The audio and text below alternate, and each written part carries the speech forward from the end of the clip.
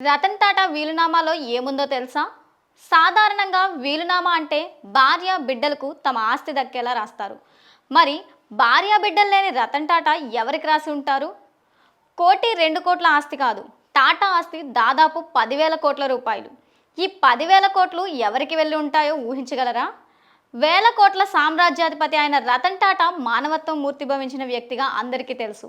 దానికి తగ్గట్టే తన ఆస్తిలో 3,800 కోట్ల రూపాయలు ఆయన చారిటీకే రాశారు.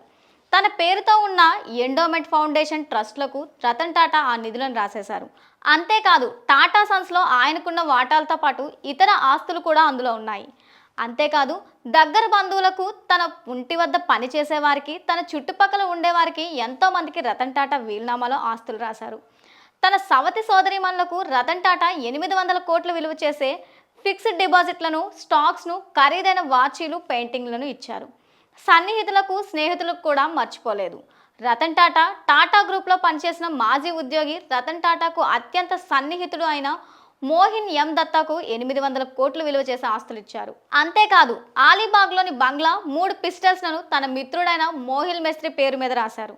ఇక జహూలోని బంగ్లాను, షేర్లతో పాటు కొన్ని వెండి వస్తువులు, బంగారు ఆభరణాలు తన సోదరుడైన జెమీ నావల్కు ఇచ్చారు. జీవిత చరమాంకంలో ఆయనతో అత్యంత సన్నిహితంగా మెలిగిన సంతను నాయుడుకు ఇచ్చిన విద్యార్థి రుణాన్ని మాఫీ చేశారు.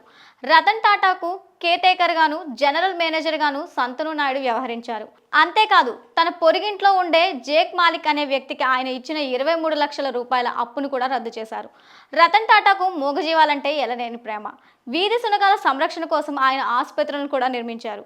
వీలునామాలోనూ పెంపుడు జంతువులకు కూడా మర్చిపోలేదు. వాటి సంరక్షణ కోసం రతన్ టాటా ఫండ్ ఏర్పాటు చేశారు. రతన్ టాటాకు విదేశాల్లో కూడా విలువైన ఆస్తులున్నాయి. రతన్ టాటా తన విలువైన ఆస్తులకు సంబంధించిన వీలునామా ఫిబ్రవరి 23, 2022న రాశారు. వీలునామాలో ఏ ఒక్కరిని కూడా మర్చిపోకుండా ఆయన గుర్తుపెట్టుకున్నారు.